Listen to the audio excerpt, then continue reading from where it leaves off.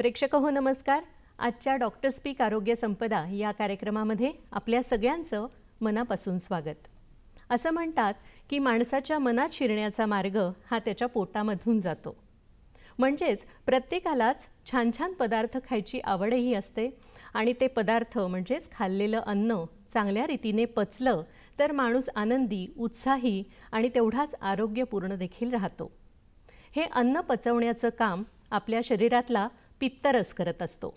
हा पित्तरस जिथे साठतो ते म्हणजे पित्ताशय. या पित्ताशयाचं कार्य जर का बिघडलं तर पित्ताशयाच्या खड्यांसारख्या आजारांना आपल्याला तोंड द्यावं लागतं.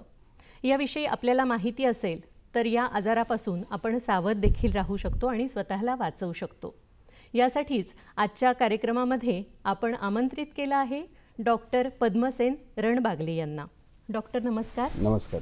आजच्या कार्यक्रमामध्ये तुमचं खूप खूप मनापासून स्वागत. पद्मसेन रणबागले हे ससून रुग्णालय आणि बीजे मेडिकल कॉलेज पुणे इथे शल्यचिकित्सा शास्त्र विभागाचे पथक प्रमुख आणि सहयोगी प्राध्यापक म्हणून गेली अनेक वर्ष कार्यरत आहेत. त्यांनी वैविध्यपूर्ण आणि वेगवेगळ्या पद्धतीने किचकट अशा शस्त्रक्रिया अगदी लीलया हाताळल्या आहेत. रुग्णांना जीवनदान दिलेलं आहे. विविध विद्यार्थ्यांना शिकवण्याचा त्यांना गेली 21 वर्ष अनुभव आहे. तेव्हा त्यांच्याशीच आपण चर्चा करूया आणि जाणून घेऊया आजचा आपला जो विषय आहे त्या संदर्भात, अर्थात पित्ताशयाचे खडे या आजाराविषयी आणि त्याच्यावरील उपचारांविषयी. डॉक्टर, आजचा जो विषय आहे आपला पित्ताशयातील खडे हा आजार आणि त्याच्यावरचे उपचार, तर ह्याविषयी जाणून घेताना सुरुवातीला आम्हाला आवडेल की पित्ताशय म्हणजे नेमकं काय असतं, त्याचं आपल्या शरीरामध्ये कितपत महत्त्वाचं कार्य असतं याविषयी आम्हाला सांगा. पित्ताशय ही सामान्य माणसाला माहिती असलेली पित्ताची पिशवी, ती यकृत म्हणजे लिव्हरच्या बाजूला असते. लिव्हर किंवा यकृत हे पित्त बनवण्याचं मशीन असतं. म्हणजे शरीरामध्ये जे काय आपण अन्न ग्रहण करतो आणि त्याचं पचन होतं, त्याचं पुढे जाऊन जी एनर्जी डेव्हलप करण्याचं काम असतं ते यकृत करतं. यकृतामधून पित्ताचा रस तयार होतो आणि पित्ताच्या वाहिनीच्या माध्यमातून ते पित्त नलिकेमध्ये येतं. आपण जेव्हा जेवण करतो त्यावेळेस कॉन्सन्ट्रेटेड पित्त मिळावं म्हणून ही पित्ताची पिशवी निसर्गाने माणसांमध्ये बनवलेली आहे. ज्यावेळेस आपण जेवण करत नाही त्यावेळेस पित्त नलिकेचं जो तोंड असतं ते बंद राहतं. त्यामुळे पित्त जाऊन ह्या पित्ताच्या पिशवीमध्ये साठतं आणि ते एकवटतं. ते जवळपास 10 ते 20% एकवटतं.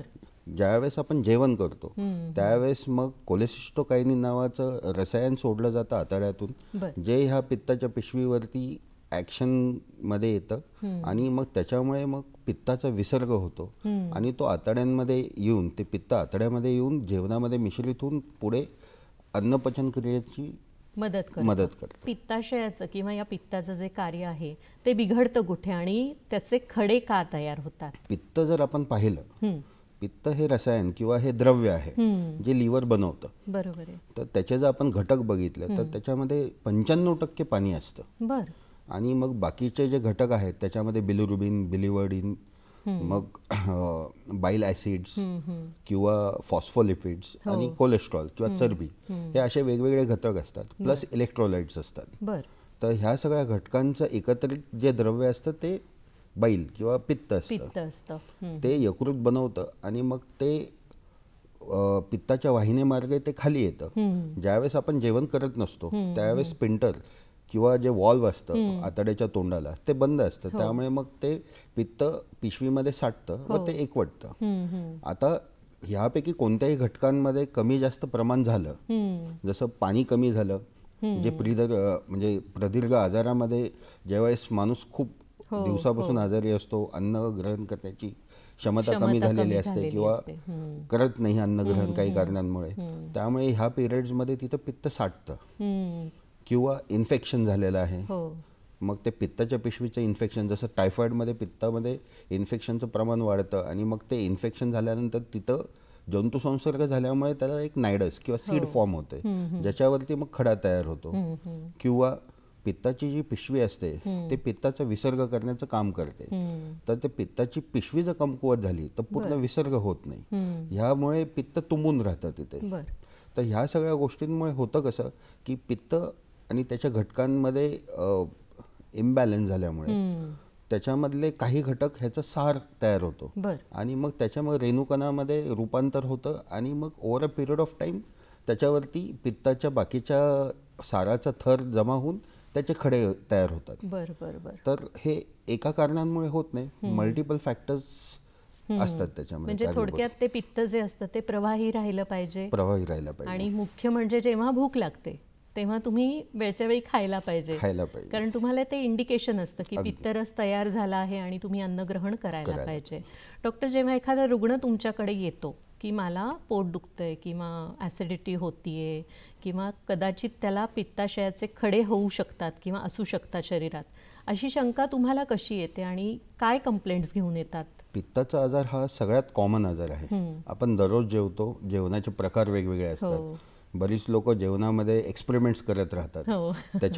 त्याच्यामुळे रुग्ण जे आमच्याकडे येतात ओपीडीमध्ये त्यावेळेस ते सर्वसाधारण पोट दुखतंय, खूप दिवसापासून दुखतंय, म्हणजे मेडिकलमध्ये जाऊन औषध घेतलं पण तरी राहत नाही, मळमळ होते, रात्री पित्ताचा त्रास होतोय, असे विविध प्रकारचे म्हणजे साधारण पोटदुखी ते असह्य पोटदुखी किंवा ज्याच्यामुळे त्यांचे लाईफस्टाईल मॉडिफिकेशन्स हे करायला लागतात, कामाला जाता येत नाही एवढं पित्त होतं. असे लोक जेव्हा आमच्याकडे येतात त्यावेळेस आम्ही त्यांचं बाकीच्या तपासण्या करतो, क्लिनिकली त्यांना पाहतो आणि मेजॉरिटी ऑफ टाइम्स आम्ही एक बेसिक इन्व्हेस्टिगेशन असतं सोनोग्राफी, ती करून घेतो. आणि अशा लोकांमध्ये ज्यांच्यामध्ये मळमळ होते, पित्त वारंवार होतं किंवा पोटदुखी होते, ह्या लोकांमध्ये युजली पित्ताचे आजार असण्याची शक्यता जास्त असते.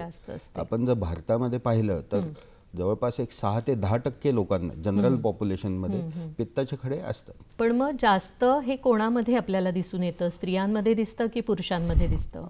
ह्याच्यामध्ये स्त्री प्राधान्य जास्त आहे. स्त्रियांमध्ये पित्ताचे खडे असण्याचं इन्सिडेन्स हा पुरुषांपेक्षा ऑलमोस्ट दुप्पटीने आहे. बरोबर. आणि जर आपण भारतभराचं जर स्टॅटिस्टिक्स बघितलं तर उत्तर भारतीयांमध्ये पित्ताचे खडे होण्याची शक्यता जास्त आहे. पण मग याचं कारण काय आहे? बरीच कारणं असतात, जसे आपण सांगितलं की पाण्याची मात्रा कमी जास्त होणे किंवा अन्न जे ग्रहण करतो आपण त्याच्यामध्ये सार असणे किंवा जे मांसाहारी लोक असतात त्यांच्यामध्ये चरबी जमा होते किंवा कोलेस्ट्रॉल जमा होतात, त्यामुळे कोलेस्ट्रॉल प्रेसिपिटेशन होतं बाईलमध्ये आणि त्याचे मग स्टोन्स फॉर्म होतात किंवा इन्फेक्शन होणे, हे सर्वसाधारण कॉमन आहेत. किंवा ज्या लोकांमध्ये रक्तपेशांचा आजार असतो, हिमोलायटिक ॲनिमिया, रक्तक्षय होतं म्हणजे ॲनिमिया होतो, पण त्याच्यामध्ये आरबीसीसचं ब्रेकडाऊन जास्त प्रमाणात होतं, त्यांच्यामध्ये लहान वयात, अगदी लहान वयात पण खडे असतात किंवा आढळतात. बरोबर. म्हणजे अगदी लहान मुलांपासून हा आजार होऊ शकतो किंवा ह्याची शक्यता असते. डॉक्टर, तुम्ही जे सांगितलं स्त्रियांमध्ये हा आजार जास्त दिसतो, तर एक शंका मनात येते की काही स्त्रियांना बरेचदा उपवास करण्याची सवय असते किंवा एक मानसिकता त्यांची असते की मला उपवास केला म्हणजेच माझं जीवन, माझ्या कुटुंबाचं जीवन चांगलं राहील, तर याच्यामुळे सुद्धा हा त्रास होऊ शकतो का?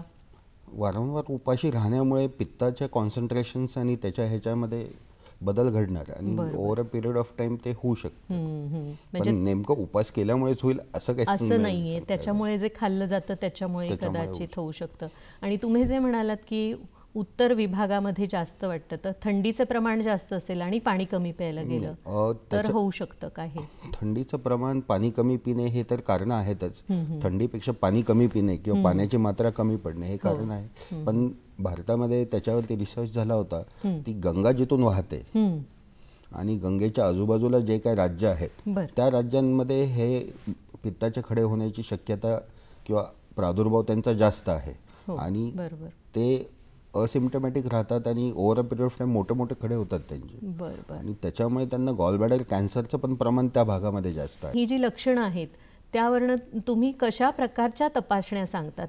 पेशंट जेव्हा आमच्या ओपीडीत येतो आणि हे पित्ताच्या आजारांबद्दल त्याचे जे कंप्लेंट सांगतो की मला हे त्रास होतात, की मळमळच होते, काही खाल्ल्यानंतर पचत नाही किंवा 2 खाण्याच्या मध्ये पण त्रास होतो, ह्याचा अर्थ कुठेतरी पित्ताचा विसर्ग अनियमितपणे होतो. तर ते विसर्ग अनियमितपणे होण्याचं सर्वसाधारण किंवा मोस्ट कॉमन कारण हे पित्ताच्या पिशवीमध्ये असलेले खडे, ज्याच्यामुळे ते पित्ताची पिशवी इरिटेट होते आणि ती सारखी सारखी आकुंचन पावते आणि विसर्ग करते. हे एक कारण असू शकतं. त्यामुळे मग अशा पेशंटचं एक बेसिक इन्व्हेस्टिगेशन आपण करतो, ती आहे सोनोग्राफी. सोनोग्राफीवरती पित्ताचे खडे एकदम म्हणजे त्याची पिकअप करण्याची हे जे आहे सेन्सिटिव्हिटी ही चांगली असते. बरोबर. आणि सोनोग्राफीतनं आपल्याला पटकन लक्षात येतं की पित्ताशयामध्ये खडे झालेत की नाही झालेत किंवा त्याचं कार्य कसं चालू आहे. याविषयी आपण अजून जाणून घेणारच आहोत. प्रेक्षक हो, आपला आजचा विषय खूप इंटरेस्टिंग आहे, त्यामुळे पाहत रहा डॉक्टर स्पीक आरोग्य संपदा हा कार्यक्रम. घेऊया छोटीशी विश्रांती. प्रेक्षक हो, विश्रांतीनंतर पुन्हा एकदा आपल्या सगळ्यांचं स्वागत आहे डॉक्टर स्पीक आरोग्य संपदा या कार्यक्रमामध्ये. आज आपण बोलत आहोत डॉक्टर रणबागले यांच्याशी पित्ताशयातील खडे या आजाराविषयी आणि त्याच्या उपचारांविषयी. डॉक्टर, आपण लक्षणं बघितली आणि त्याच्यावरची पहिला म्हणजे तुम्ही तपासणी कशी करता तर सोनोग्राफीने करता असं सांगितलं. तर सोनोग्राफी शिवाय अजून काय काय तंत्रज्ञानात आपल्या भर पडलेली आहे की जेणेकरून आपल्याला हे खडे दिसतात किंवा जाणून घेता येतात? पोटाचा सिटी स्कॅन करता येतो. पोटाच्या सिटी स्कॅनमध्ये आपल्याला नेमकं खडे, त्यांची बाकीची मोजणी, ते जर विसर्ग होऊन त्यांचा दुसरीकडे कुठे अडकून बसले असतील तर ह्या सगळ्या गोष्टी सिटी स्कॅनमध्ये जास्त चांगल्या कळतात. अच्छा. सिटी स्कॅनमध्ये जर समजा काही खडे ज्यांच्यामध्ये कॅल्शियमची मात्रा कमी असेल तर जर ते दिसले नाहीत तर मग दुसरं ऑप्शन असतं MRI करणं. MRI मग आपल्याला पित्ताच्या नलिका आणि पित्ताशय आणि त्या साधुपिंडाची नलिका, हे सगळं जे काय अॅनाटॉमिकल स्ट्रक्चर असतं, रचना असते शरीराची, ती सगळी दिसते. आणि त्याच्यामुळे MRI will be a better option त्याच्यानंतर. पण हे आपण टप्प्याटप्प्याने करतो. आपण सुरुवातीलाच MRI करत नाही. आपण सुरुवातीला सोनोग्राफी करतो. पेशंटची लक्षणं किंवा पेशंटमध्ये जर दुसरं काय आढळलं तर मग आपण पुढच्या गोष्टी करतो. बरोबर. पण मग फक्त एखाद्या रक्त तपासणीमधनं किंवा सोनोग्राफीमधनं सुद्धा याविषयी आपल्याला कळू शकतं? रक्त तपासणीमधून पित्ताचे खडे आपल्याला नाही कळणार. पित्ताचे खडे कळण्यासाठी आपल्याला रेडिओलॉजिकल इन्व्हेस्टिगेशन्स करावे लागतात. बरोबर.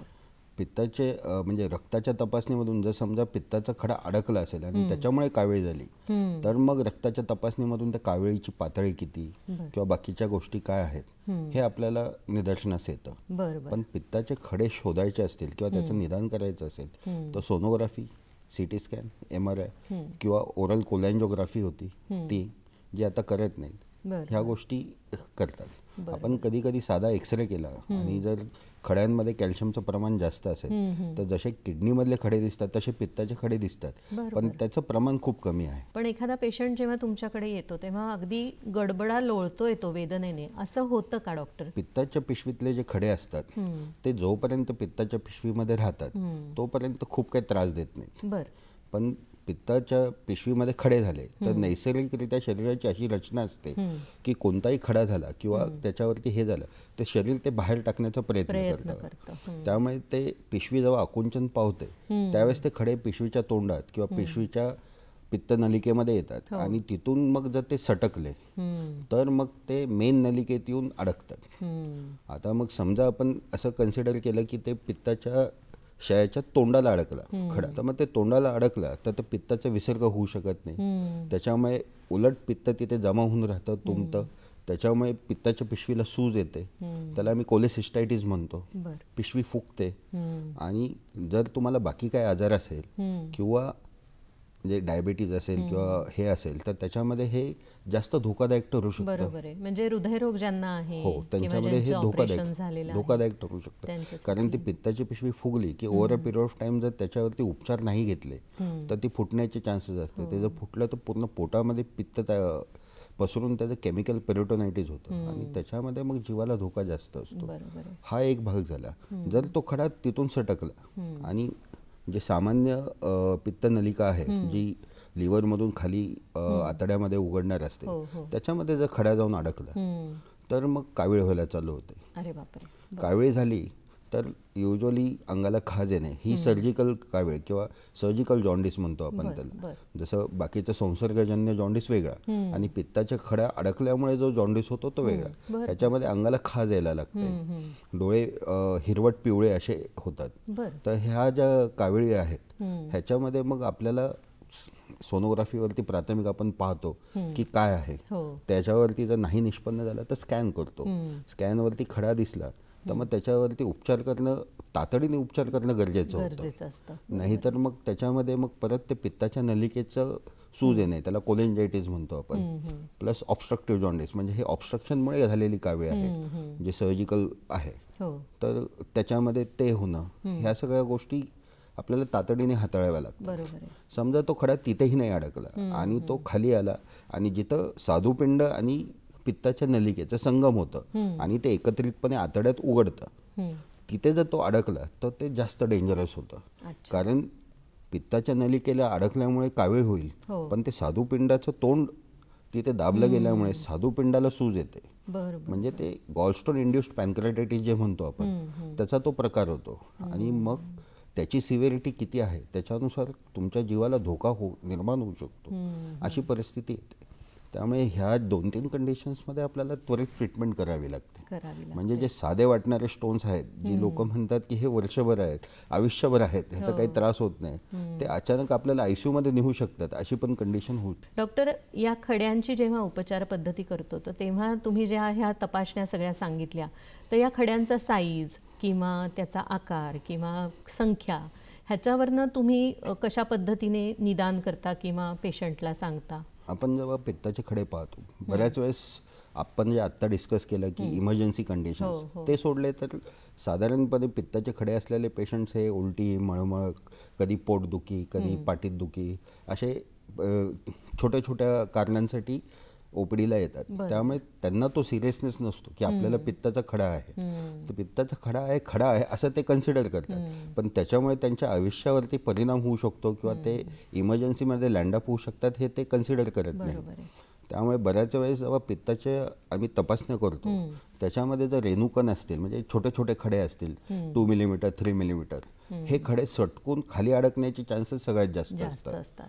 त्याच्यामुळे हे जे बाकीचे कॉम्प्लिकेशन्स आहेत, गॉलस्टोन इंड्युस्ड पॅनक्रियाटायटिस किंवा हे छोट्या खड्यांमध्ये जास्त होतात. बऱ्याच वेळेस जेव्हा खडे होतात किंवा पिशवी निकामी किंवा निष्क्रिय होते त्यावेळेस त्याच्यामध्ये जे पित्त साठतं त्याच्यामुळे मल्टिपल स्टोन्स होतात. आणि जेव्हा ते रेणुकण एकवटतात त्यावेळेस काही लोकांमध्ये ते एकवटलेलं दगड पूर्ण तयार होतो. अरे बापरे. तर जगाच्या मध्ये जर आपण हे पाहिलं की सगळ्यात मोठा दगड किती मोठा होता, तर 17 सेंटीमीटरचा दगड आतापर्यंत पित्ताशयामधून काढलेला आहे चाईल या देशामध्ये. पण एवढा मोठा होऊ शकतो.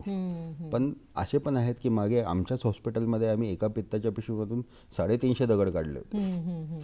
तर दगड छोटे किंवा मोठे म्हणजे हे खडे हे वेगवेगळ्या पद्धतीने होतात. काही लोकांमध्ये एकच खडा होतो, काही लोकांमध्ये छोटे छोटे मल्टिपल खडे होतात. जर मोठा खडा झाला, आता हे छोटे खडे खाली सटकून अडकून बसण्याचे चान्सेस जास्त असतात. जर मोठा खडा झाला तर मोठा खडा तिथेच राहतो, पण त्या पिशवीला तो त्रास देतो. तिथे मग ते सूज येते, ते इरिटेट होतं. मग ते पिशवीचा जो विसर्ग करण्याची त्याची क्षमता आहे ती कमी होते. Over a period of time ती पिशवी निष्क्रिय होते तिथं वारंवार इन्फेक्शन झाल्यामुळे. आणि असं झाल्यामुळे मग आजूबाजूचे जे आतडं आहे ते तिथे जाऊन त्याला चिटकून जातात. आणि मग नंतर त्याच्यामध्ये आतडं आणि त्या पित्ताच्या पिशवीमध्ये सूज आल्यामुळे तिथं भगेंदर किंवा सुरुंग होण्याचा सुरुंग होतो. आणि तो पित्ताचा खडा त्या आतड्यामध्ये हे होऊन नंतर पुढे जाऊन तो ऑब्स्ट्रक्शन करतो. त्याला गॉलस्टन इलियस म्हणतात. ते हार्डली 0.5% लोकांमध्ये होतं, पण ते होण्याची शक्यता असते. प्रेक्षक हो, या ठिकाणी आपण एक छोटीशी विश्रांती घेणार आहोत. पाहत रहा आजचा डॉक्टर स्पीक आरोग्य संपदा हा कार्यक्रम. प्रेक्षक हो, विश्रांतीनंतर पुन्हा एकदा आपल्या सगळ्यांचं स्वागत आहे. आजच्या डॉक्टर स्पीक आरोग्य संपदा या कार्यक्रमात आपण बोलत आहोत डॉक्टर रणबागले यांच्याशी पित्ताशयातील खडे आणि त्याच्यावरील उपचार पद्धती याविषयी. डॉक्टर, आपण तपासण्या वगैरे ह्या सगळ्याविषयी बोललो, लक्षणांविषयी बोललो, आणि हे खडे किती साईजचे होतात, कशा पद्धतीने होतात हे सांगितलं तुम्ही. पण आता ह्याच्यात सगळ्यात महत्त्वाचा रोल म्हणजे उपचार पद्धतीचा, की कुठल्या प्रकारची उपचार पद्धती वापरली जाते. पण हे उपचार का करायला पाहिजेत हे आधी आम्हाला सांगा. पित्ताचे खडे जसं आपण पाहिलं की 6 ते 10% भारतीयांमध्ये आढळतात. हो. जर आपण अमेरिकेत गेलो तर ते अराउंड 26 ते 40% लोकांमध्ये आढळतात. बरं. तर पित्ताच्या खड्यांचा इन्सिडन्स हा जगभरात सगळीकडेच आहे. आपण जर इतिहासात बघितलं तर इजिप्शियन ममी जी आहे 1500 वर्षापूर्वीच्या त्या ममीजमध्ये पण पित्ताचे खडे आढळलेले आहेत. तर पित्ताचे खडे हे असणारच आहेत. म्हणजे माणूस जेव्हापासून आहे तेव्हापासून पित्ताचे खडे आहेत. आता पित्ताचे खडे जोपर्यंत त्रास देत नाहीत किंवा त्याच्यामुळे एका जागी आहेत तोपर्यंत काही फरक पडत नाही. माणूस पण लक्ष देत नाही. माणूस प्राणीच असा आहे की जोपर्यंत एकदम जीवावर बेतत नाही तोपर्यंत काही करत नाही. बरोबर आहे. तिसरी घंटा वाजल्याशिवाय आपण ते बघतच नाही. पण आता सोनोग्राफी केल्यामुळे आपल्याला, म्हणजे सोनोग्राफी आपण विविध कारणासाठी करतो. आता ॲक्सेस टू सोनोग्राफी वाढलेला आहे, त्यामुळे पित्ताचे खडे कळण्याचं पण प्रमाण वाढलेलं आहे. पण जेव्हा तुम्हाला पित्ताचा खडा आहे हे कळतं त्यावेळेस तुम्हाला रेड अलर्ट यायला पाहिजे की आपल्याला पित्ताचा खडा आहे.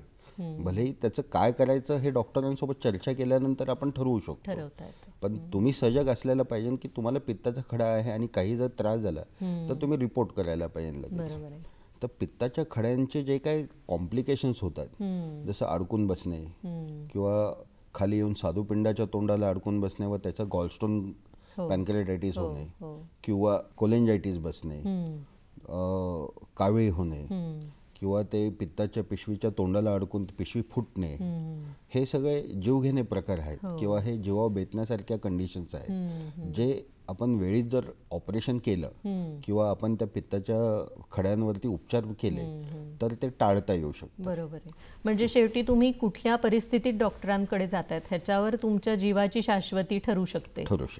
आणि मग ह्याची उपचार पद्धती करताना ऑपरेशन किंवा औषधं कशा पद्धतीने तुम्ही देता? उपचार पद्धतीमध्ये 2 भाग आहेत. एक तर औषधे आणि ऑपरेशन. औषधांचा पित्ताच्या खड्यांमध्ये रोल खूप कमी आहे. कारण पित्ताचे खडे ज्यावेळेस तयार होतात त्यावेळेस ते जर फक्त चरबीयुक्त खडे असतील तरच ते काही प्रमाणात औषधांनी विरघळू शकतात. जर त्या चरबीच्या खड्यांमध्ये कॅल्शियमचं डिपॉझिशन झालं तर ते विरघळण्याची शक्यता ऑलमोस्ट नाही असते. चरबीचे जे खडे आहेत ते विरघळतात, म्हणजे काही प्रमाणात विरघळू शकतात.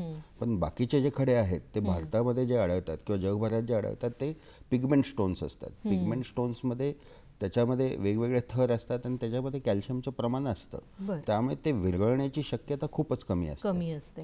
जे खडे कडक झालेले असतात ते विरघळत नाहीत काही केल्या. म्हणजे काही जणांचं असं असतं की आम्ही झाडपाला घेऊ किंवा छोटी छोटी औषधं घेऊ आणि त्याने ते खडे विरघळतील आणि पडून जातील, जसे आपण किडनी स्टोन म्हणतो त्या पद्धतीने ह्याच्याबद्दलही समज आहे. तर तो योग्य आहे का गैरसमज आहे? आयुर्वेद जर पाहिलं तर आयुर्वेदामध्ये पण वात पित्त कफ आहे त्यांचं प्रिन्सिपल आहे किंवा बेसिस आहे. त्याच्यामध्ये पण पित्त आहे, त्यामुळे पित्त आहेच आपल्याकडे. म्हणजे कोणतीही उपचार पद्धती घेतली तर पित्त आहे. आता एकदा खडा फॉर्म झाला किंवा तयार झाला तर तो विरघळण्याची शक्यता ऑलमोस्ट नाहीच्या बरोबर असते. जर त्या खडा फॉर्म होण्याच्या प्रक्रियेमध्ये आपण जर पेशंट आला तर मे बी काही उपचार पद्धतीने, म्हणजे आहारामध्ये बदल, पाण्याच्या प्रमाणामध्ये बदल किंवा ह्याच्यामध्ये बदलामुळे काही प्रमाणात फरक पडू शकतो. पण पूर्ण स्टोन नाहीसा होणे किंवा विरघळणे हे स्टोन फॉर्म झाल्यानंतर शक्यता खूप कमी असते किंवा नसते पित्ताशयांच्या खड्यांच्या बाबतीत. त्यामुळे ती शक्यता ऑलमोस्ट नाहीची असते. त्यामुळे औषधं ही पित्ताच्या खड्या फॉर्म झाल्यानंतर ही उपचार पद्धतीला खूप रोल नाही आहे. पित्ताचे खडे तयार झाले, जे आपण सुरुवातीला कारणं बघितली की विविध कारणं आहेत ज्याच्यामध्ये घटक आणि सार आणि त्याचे होणारे प्रेसिपिटेशन्स, त्याच्यामुळे होणारे खडे, इन्फेक्शन्स किंवा सिस्टमिक डिझिजेस ज्याच्यामध्ये रक्तपेशांचं मोडतोड होते आणि त्याच्यामुळे ते बिलिरुबिन द्रव्य जास्त प्रमाणात होतं, किंवा ज्या लोकांमध्ये प्रदीर्घ आजार आहे किंवा ज्या लोकांमध्ये पित्ताशयाची जी विसर्ग करण्याची क्षमता आहे तीच कमी झालेली आहे, तर ह्या लोकांमध्ये पित्ताचे खडे होतात. ऑपरेशन हा त्याच्यावरती उपचार, ऑपरेशन हा त्याच्यावरती साधा सोपा आणि इफेक्टिव्ह उपचार आहे. बरोबर. मग ह्या ऑपरेशनच्या किती पद्धती आहेत साधारण? पित्ताशयाचं जे ऑपरेशन आहे त्याच्यामध्ये 2 मुख्य पद्धती आहेत. एक ओपन सर्जरी किंवा चीर मारून ऑपरेशन करणे आणि एक दुर्बिणीद्वारे ऑपरेशन करणे. आता ज्यावेळेस दुर्बिणद्वारे ऑपरेशनची पद्धत नव्हती त्यावेळेस सगळे ऑपरेशन्स हे चीर मारून केले जायचे. पण ते चीर मारून करणाऱ्या ऑपरेशनसाठी आपल्याला छातीच्या खालच्या भागावरती जिथे यकृत असतं आणि जिथे ते पित्ताशय त्याला अटॅच्ड असतं तिथे चीर घ्यावी लागायची आणि ती बरीच मोठी असायची.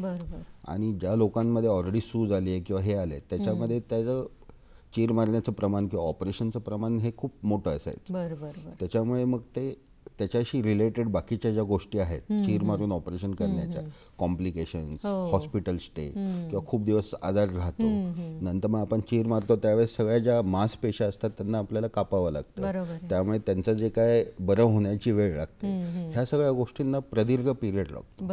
आणि त्याच्यामुळे ओपन सर्जरी हे आत्ता जास्त प्रिफर केली जात नाही. आत्ता आपण प्रिफर करतो दुर्बिणीद्वारे शस्त्रक्रिया.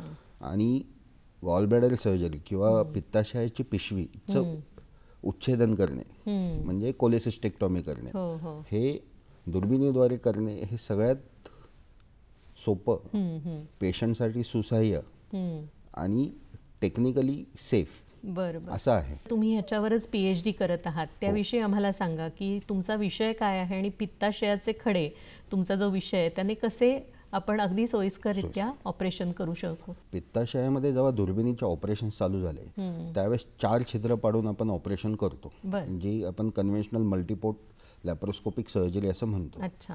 पण ते 4 जागी छिद्र पाडणे किंवा एक मोठी चीर हे काही लोकांमध्ये दिसण्यासाठी हे होतं. आणि जसं आपण पहिलंच पाहिलं की स्त्रियांमध्ये पित्ताच्या खड्यांचा प्रभाव म्हणजे प्रादुर्भाव जास्त आहे, जर त्यांच्यामध्ये मग ते बाकीचे त्यांच्या ह्याच्यासाठी कॉस्मेटिकली अनएक्सेप्टेबल व्हायला लागलं होतं.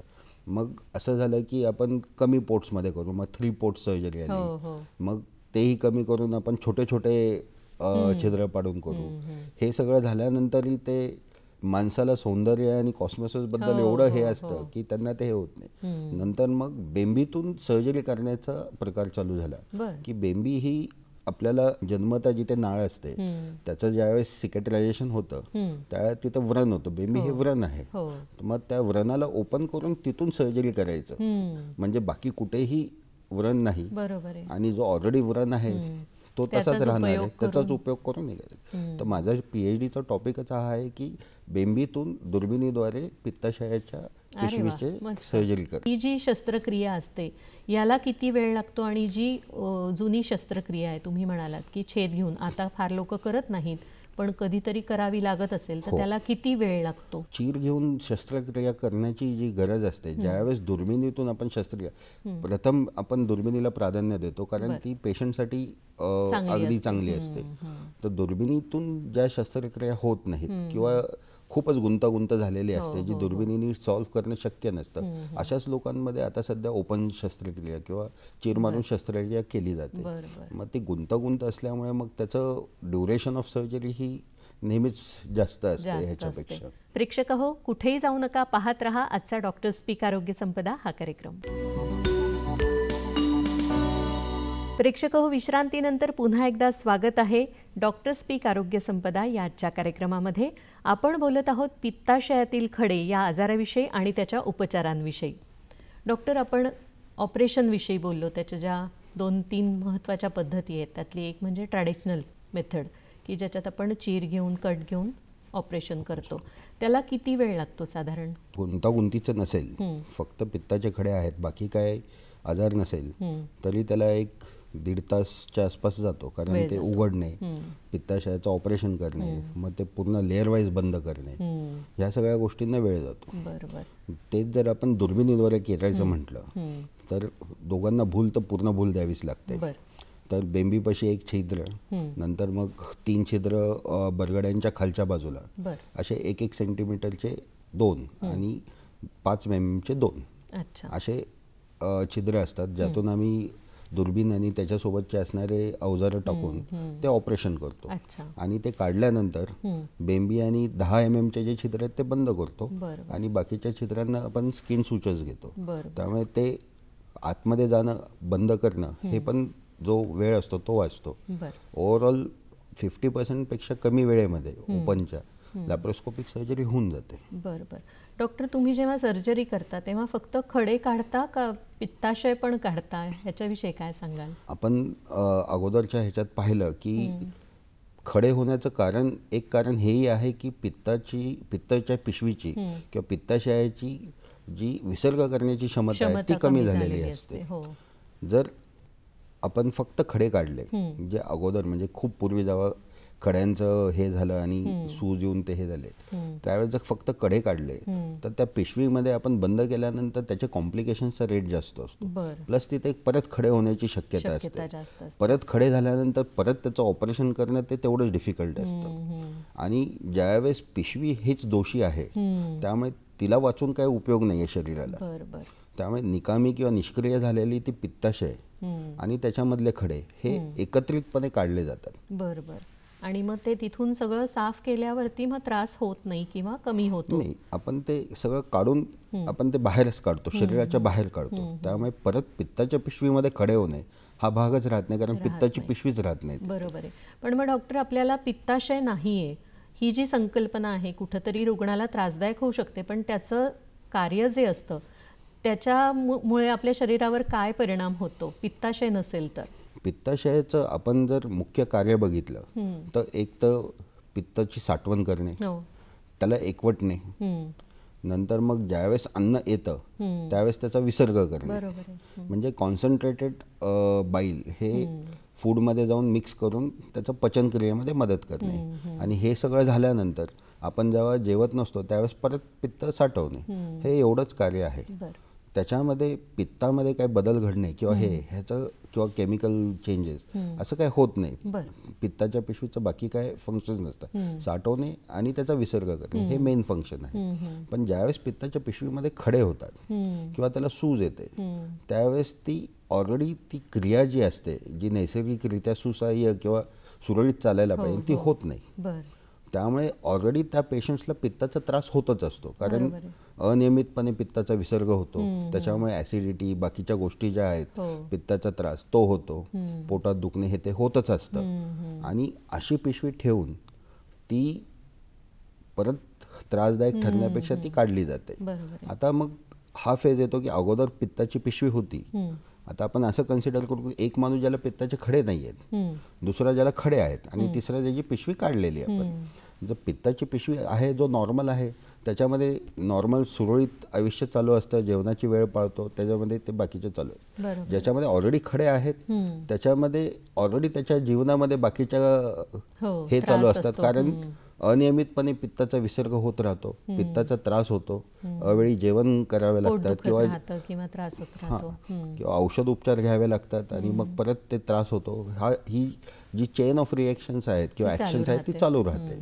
आणि त्याच पेशंट जेव्हा आपण ऑपरेशन करतो त्यावेळेस त्याचा एक भाग गेलेला असतो. एक भाग गेलेला म्हणजे काय, ते ज्या पिशवीमुळे जे काय सिम्पटम्स असतात ते संपतात. म्हणजे पोटदुखी, अनियमित पित्ताचा विसर्ग झाल्यामुळे होणाऱ्या अडचणी ह्या संपलेल्या असतात. आता पित्ताची पिशवी जेव्हा त्याची नॉर्मल असते त्यावेळेसची क्रिया आणि पित्ताची पिशवी नसणे ह्याच्यामधल्या क्रियेमध्ये खूप फरक पडत नाही, कारण पित्त हे यकृतच तयार करतं, ते पित्ताच्या नलिकेमध्ये येतं आणि ते आतड्यामध्ये विसर्ग होतं. पित्ताची पिशवी फक्त तिथे साठवण करत होती, ती आता नाही करत. जी ऑलरेडी निकामी झाली होती ती आता नाही आहे. त्यामुळे थोडंसं डायटरी मॉडिफिकेशन्स केले तर हे पेशंट्स ॲडॅप्ट होऊन नॉर्मल लाईफ जगू शकतात. पित्ताच्या पिशवीमुळे नसल्यामुळे त्यांच्या आयुष्यावरती तेवढा परिणाम काही परिणाम किंवा खूप भयंकर परिणाम होत नाही. हे जे ऑपरेशन झालेले लोक असतात त्यांना पित्ताशय तर काढलेलं असतं, तर मग वारंवार जे पित्ताचे खडे होणं हे बंद होतं. पण मग त्यांनी नंतर पोस्ट ऑपरेटिव्ह आपण जे म्हणतो ऑपरेशन नंतर किंवा शस्त्रक्रियेनंतर काय काळजी घ्यावी? या प्रश्नाचं उत्तर द्यायला पित्ताचं नेमकं पचनामध्ये काय रोल आहे हे पाहावं लागेल. पित्त ज्यावेळेस मिक्स होतं ह्याच्यासोबत अन्नासोबत आणि सोबत बाकीचे इंटेस्टायनल ज्युसेस, पॅनक्रियाटिक ज्युसेस हे सगळे असतात, हे एकत्रितपणे काम करून पित्त हे जेवणामधली जी चरबी आहे ती ॲब्झॉर्ब करण्यासाठी जी मदत करते आणि ते ॲब्झॉर्प्शन जे आहे चरबीचं हे नंतर मग इंटेस्टाईनमधून ॲब्झॉर्ब होऊन मग परत लिव्हरमध्ये त्याचं ब्रेकडाऊन होतं. अशी ती प्रक्रिया असते. आता पित्त हे एकवटलं जात नाही, पण पित्त आहे. बरोबर आहे. फक्त आता ज्यावेळेस तुम्ही जेवता त्यावेळेस ते पित्त जे एकवटलेलं आहे ते खाली येतं आणि ते मिक्स होतं. आता न एकवटलेलं किंवा डायल्युटेड किंवा नॉर्मल जे काही पित्त लिव्हर प्रोड्यूस करतात ते खाली येतं. बरोबर आहे. त्याच्यामुळे थोडंसं डायल्युशनल रोल असतो. त्यामुळे पित्ताची पिशवी काढलेल्या लोकांना सुरुवातीला चरबीयुक्त पदार्थ, तेलकट पदार्थ हे काही प्रमाणात खाणं टाळायला पाहिजे, जोपर्यंत त्यांची बॉडी ह्या नवीन चेंजला अडॉप्ट होत नाही. एकदा त्या नवीन चेंजला ती बॉडी अडॉप्ट झाली की मग तुम्ही नेहमीच जेवण करू शकता. जे काय अगोदर करत होता ते नेहमीच जेवण करू शकता. तुमचं शरीर त्या ह्याला अडॉप्ट होऊन ते कार्य पूर्ण करते. ज्यांचं ऑपरेशन झालेलं आहे त्यांनी कुठल्या पद्धतीचा आहार घ्यावा किंवा टाळावा? चरबीयुक्त, मग ते व्हेज असो किंवा नॉन व्हेज असो, ते टाळायला पाहिजे. तेलकट ते टाळायला पाहिजे. बंद करा असं म्हणत नाही आपण, पण ते टाळायला पाहिजे. आता प्रत्येक माणसाच्या किंवा रिजन वाईज पण जेवणाच्या पद्धती वेगवेगळ्या असतात. त्यामुळे आपल्याला काय पचतं किंवा आपल्याला कशामुळे त्रास होतो हा प्रत्येक व्यक्तीचा हा वैयक्तिक इश्यू असतो. कारण 2 घरांमध्ये पण वेगवेगळ्या पद्धतीचं जेवण बनवलं जातं. त्यामुळे तुम्हाला जे पचतं ते तुम्ही खा. चरबीयुक्त खाणं किंवा तेलकट खाणं हे सुरुवातीला टाळावंच लागणार आहे. फक्त आता ते कोणत्या पद्धतीचं खायचं, किती खायचं हे over a period of time तुम्ही डॉक्टरांसोबत, डायटिशियनसोबत बोलून ते हे करू शकता. बरोबर. म्हणजे इथे पण पुन्हा एकदा डॉक्टरांचा सल्ला, डायटिशियनचा सल्ला हा खूप गरजेचा आहे. डॉक्टर, अशा पेशंट्सनी खाण्याचा किंवा आहाराची तर काळजी घेतली पाहिजे, परंतु काय पद्धतीने त्यांची दिनचर्या असावी किंवा व्यायाम करावा का? ऑपरेशन नंतर लगेच करावा का थोडे दिवसांनी करावा, याविषयी काय सांगाल? लॅप्रोस्कोपिक कोलेसिस्टेक्टॉमी म्हणजे दुर्बिणीद्वारे पित्ताशयाचं उच्छेदन हे केलं, हे जगामध्ये गोल्ड स्टँडर्ड आहे. म्हणजे जर आता पित्ताशयाच्या खड्याचं ऑपरेशन करायचं झालं तर सगळ्यात पहिली पद्धत जी वापरली जाते ही दुर्बिणीद्वारे करण्याची वापरली जाते. हे गोल्ड स्टँडर्ड ह्याच्यासाठी केलं गेलेलं आहे की त्याच्यामध्ये जे काय कॉम्प्लिकेशन रेट्स आहेत किंवा पेशंटच्या म्हणजे ऑपरेशन नंतर पेशंटला जे हॉस्पिटल स्टे असतो किंवा पेन असतं हे सगळं कमी आहे बाकीच्या पद्धतींपेक्षा. त्यामुळे it is considered as gold standard. त्यामुळे हे झाल्यानंतर पेशंट एक टाके काढल्यानंतर म्हणजे आम्ही 3ऱ्या दिवशी तर पेशंट घरी सोडतो आणि त्याच्यानंतर ज्यावेळेस पेशंट टाके काढायला येतो 7व्या 10व्या दिवशी ते काढल्यानंतर तो दैनंदिन आयुष्य जगू शकतो. वेगळे काही रिस्ट्रिक्शन्स किंवा हे करावे लागत नाही. फक्त हे सगळं पचनक्रियेशी निगडीत असल्यामुळे सुरुवातीला थोडंसं अन्नावरती रिस्ट्रिक्शन्स असतात की बाबा काय खावं काय नाही खावं. बरोबर. म्हणजे आहारानंतर म्हणजे आहार तुमचा रेग्युलर झाला, नियमित झाला की त्याच्यानंतर तुम्ही व्यायाम आणि तुमची दिनचर्या सुरू नॉर्मल लाईफ जगू शकता. अगदी नॉर्मल लाईफ जगू शकता.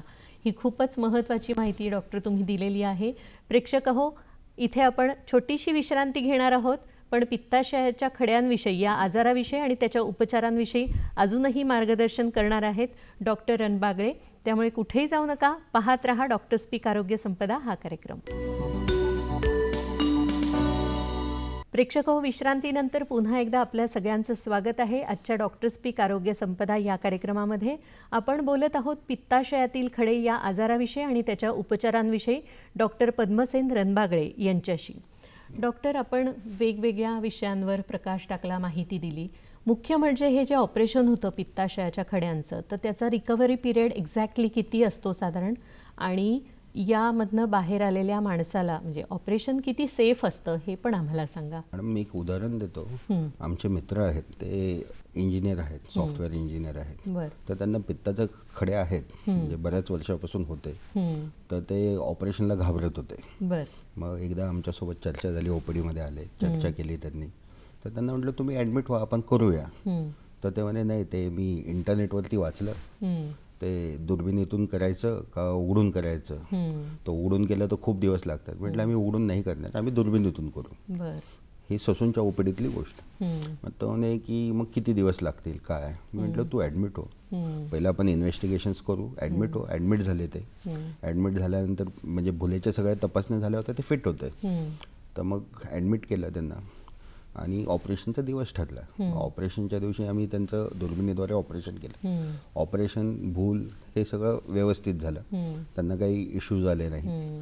ऑपरेशन नंतर 1 तासाभरात ते पूर्ण बोलत बिलत होते, सगळं हे होत होते. दुसऱ्या दिवशी म्हणजे त्या दिवशी संध्याकाळी त्यांनी लिक्विड डाएट म्हणजे पाणी बिनी पिलं, हे केलं, ज्यूस घेतले. दुसऱ्या दिवशी सकाळपासून त्यांना पूर्ण आहारावरती घेतलं. आपण एक ड्रेन ठेवतो काही लोकांमध्ये, तो आम्ही 24 तास किंवा 48 तासानंतर काढतो. 48 तासानंतर काढल्यानंतर त्याला आम्ही संध्याकाळी घरी सोडलं.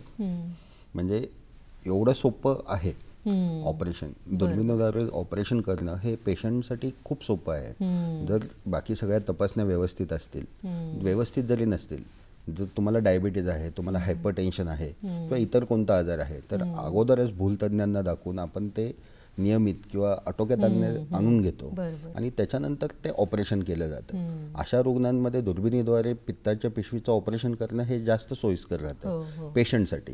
कारण डायबिटीजमध्ये इन्फेक्शनचा रेट जास्त असतो किंवा हायपरटेन्शनमध्ये बाकीचे कॅलॅमिटीज होण्याचे चान्सेस जास्त असतात. ह्या पेशंट्समध्ये दुर्बिणीद्वारे ऑपरेशन केलं तर कमी वेळेत होतं, पोस्ट ऑपरेटिव्ह पिरियड कमी असतो, पेशंट लगेच जेवण करायला किंवा बाकीच्या हालचाली करायला लागतो, स्वतः घरी चालत जातो. 2-3 दिवसानंतर तो स्वतः घरी जातो चालत. म्हणजे वेगळं काही करायची गरज नाही पडत. तर अशा ह्याच्यामध्ये म्हणजे आत्ता सध्याचं जे काही तंत्रज्ञान आहे त्याच्यामध्ये दुर्बिणीद्वारे ऑपरेशन हे सगळ्यात सेफ आहे पित्ताच्या खड्यांसाठी. आता 3D सिस्टम्स आहेत, म्हणजे तिसरं जे डेप्थ परसेप्शन आहे ते पण आलेलं आहे. म्हणजे काही ह्याच्यामध्ये आता ससूनमध्ये आमच्याकडे 3D लॅप्रोस्कोप आहे, ज्याच्यामुळे डेप्थ परसेप्शन जास्त वाढतं. त्यामुळे ऑपरेशन दरम्यान जी गुंतागुंत होते त्याचे चान्सेस ऑलमोस्ट निग्लिजिबल आहेत किंवा नाहीच आहेत. नंतर मग अजून ह्याच्या पलीकडे जाऊन जे आम्ही आता विद्यार्थ्यांना ट्रेन करतो तर त्यांना ते अगोदरच कळावं की कुठे काय आहे. ह्याच्यासाठी ICG डायचा उपयोग केला जातो.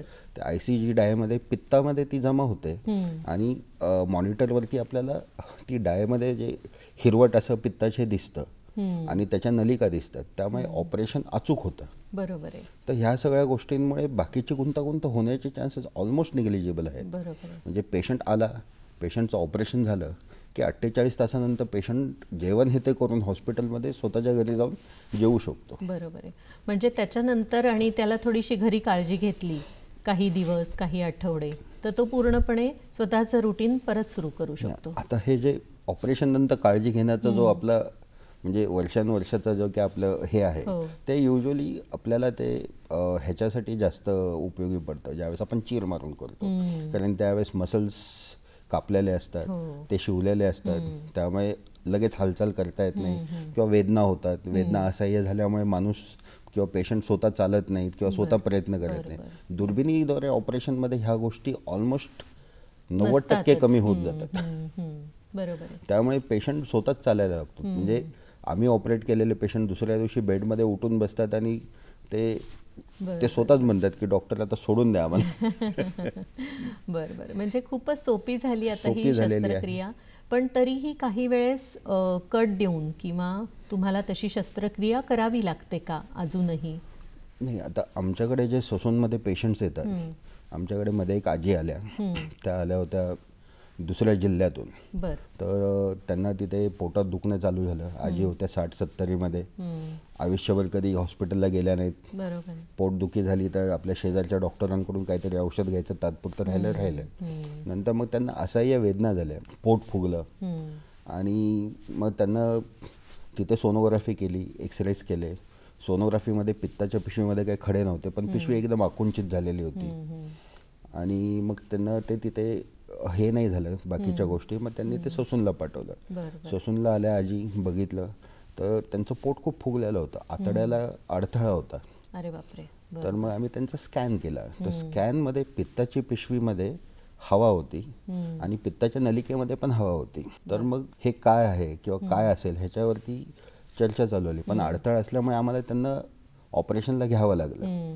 मग आम्ही त्यांना ऑपरेशनला घेतलं आणि ज्यावेळेस मग आम्ही त्यांचं आतड्याचं परीक्षण केलं तर आतड्यामध्ये एक असं दगडासारखं काहीतरी अडकलेलं आहे असं आम्हाला जाणवलं. मग ते चीर देऊन त्यातून ते बाहेर काढलं तर तो पित्ताचा खडा होता.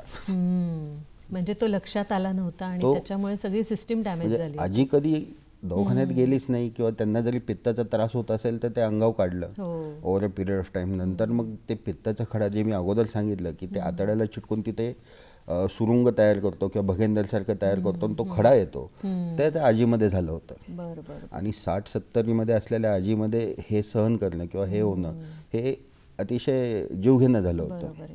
त्यामुळे मग ते झालं. नंतर मग आजी 2-3 दिवसानंतर रिकवर झाल्या, चांगलं झालं. पण ते ऑपरेशन आम्हाला ओपन करून करावं लागलं. पण ते गरजेचं होतं आणि त्यानुसार म्हणजे पेशंट वाईज तुम्ही ठरवता कशा पद्धतीने ऑपरेशन करायचं किंवा कशी ट्रीटमेंट द्यायची. ही खूपच महत्त्वाची गोष्ट आहे. आणि ससून रुग्णालयामध्ये ही शस्त्रक्रिया किंवा या ज्या तपासण्या आहेत, तुम्ही सांगितलं CT स्कॅन, MRI, हे किती महाग असतं किंवा काय त्याचा खर्च असतो? ससून हे सरकारी म्हणजे सरकारी रुग्णालय आहे. आमचं तिथे मेडिकल कॉलेज अटॅच्ड हॉस्पिटल आहे, ससून सर्व उपचार रुग्णालय. हे सरकारी आहे. इथे सगळ्या सरकारी स्कीम्स असतात. म्हणजे सरकारी रुग्णालय असल्यामुळे दारिद्र्य रेषेखाली किंवा बाकीच्या स्कीम्समध्ये असणारे पेशंट, जसे महात्मा ज्योतिराव फुले जन आरोग्य योजना किंवा प्रधानमंत्री जन आरोग्य योजना, यामध्ये बाहेरच्या राज्यातून आलेले देखील पेशंट्स हे प्रधानमंत्री जन आरोग्य योजनेमध्ये बसतात. आपल्या राज्यातले पेशंट्स हे महात्मा ज्योतिबा फुले योजनेमध्ये बसतात. ह्या सगळ्यांचं हे झालं तर सरकारी ह्याच्यामध्ये ह्याचा खर्चच येत नाही. शून्य. म्हणजे तुम्ही बाहेर हे जर ऑपरेशन केलं तर तुम्हाला हजारो ते लाख अशामध्ये जो खर्च होतो तो आमच्याकडे शून्य असतो. आणि या तपासण्या सुद्धा कमी खर्चात किंवा विना खर्चाच्या होऊ शकतात. जर तुम्ही कोणत्याच योजनेमध्ये बसत नाही तरी तुमचा खर्च हा ऑलमोस्ट 90 पटीने कमी असतो. बरोबर आहे. म्हणजे प्रायव्हेट रुग्णालयांपेक्षा ससूनमध्ये मिळणारी उपचार पद्धती ही ॲडव्हान्स पण आहे आणि खूप योग्य पद्धतीने उपचार दिले जातात. अगदी निशंकपणाने रुग्ण तुमच्याकडे येतात आणि बरे होतात. आता जो माझा PhDचा टॉपिक आहे सिंगल पोर्ट ट्रान्सअम्बिलिकल सर्जरी, हे करणारे पुण्यामध्येच तज्ज्ञ कमी आहेत. बरोबर आहे. म्हणजे ससूनमध्ये रुग्णसेवा तर होते पण शैक्षणिक प्रगती पण होते. नवीन गोष्टीचा लाभ किंवा नवीन तंत्रज्ञानाचा लाभ डायरेक्टली पेशंटला होतो. त्याच्यामुळे पेशंट लवकर बरा होतो. पेशंटला अपडेटेड ट्रीटमेंट भेटल्यामुळे पेशंटमध्ये खूप फरक पडतो. आमच्याकडे येणारे पेशंट्स हे हातावरती काम करणारे असतात. म्हणजे त्याच्यासोबत म्हणजे मुलगा आला तर त्याच्यासोबत आई जी असते ती धुणी भांडी करणारी किंवा असे असतात. त्यामुळे त्यांचं एक दिवसाचं नुकसान होणं वाढणं म्हणजे त्यांचा पगार जातो. काही लोकांचं तर म्हणजे अशी लोक सांगतात की आता तुम्ही जर अजून 2 दिवस थांबवलं आम्हाला, ऑपरेशन नाही झालं तर माझी नोकरी जाईल. नक्कीच. तर अशा परिस्थितीत दुर्बिणीद्वारे उपचार केल्यामुळे ते लवकर घरी जाणे, लवकर परत कामावरती जाणे हे सामाजिक किंवा त्यांच्या दृष्टीने पण खूप महत्त्वाचं ठरतं, गरजेचं असतं. आणि हे समाज ऋण फेडताना तुम्ही खूप मनापासून काम करता आणि विद्यार्थ्यांना सोबत मार्गदर्शनही करतात की कसं रुग्णांना तुम्ही तपासलं पाहिजे किंवा उपचार केला पाहिजे. हे खूपच मोलाचं म्हणजे देवदूतासारखं काम तुम्ही करताय. डॉक्टर, आज तुम्ही इथे आलात, बरीच माहिती दिली आम्हाला पित्ताशयाच्या खड्यांविषयी किंवा त्याच्यावरच्या उपचार पद्धतीविषयी. आपल्या प्रेक्षकांना तुम्ही आज काय सांगाल, काय संदेश द्याल? जर पित्ताचा खडा आहे हे जर तुमचं निदान झालं तर त्याच्यावरती त्वरित उपचार करणं गरजेचं आहे. जर तुम्हाला लगेच उपचार करायचे नसतील, जे आपली लोक बरेच तज्ज्ञ असतात की मला ह्यांनी सांगितलं, मला त्यांनी सांगितलं, ह्याला 10 वर्षापासून अजून काही त्रास नाही झाला, असं जर असेल तर कमीत कमी दरवर्षी एकदा तरी सोनोग्राफी करून पहा की त्या खड्याचं पुढे काय झालेलं आहे. म्हणजे तुम्हाला कळेल की तुमचा खडा मोठा झाला आहे किंवा तो अजून कुठेतरी जाऊन अडकला आहे किंवा काही त्रास देणार आहे. जर तुम्ही जागरूक नाही राहिलात तर अचानक होणाऱ्या त्रासाला समोर जाणं जास्त त्रासदायक ठरेल.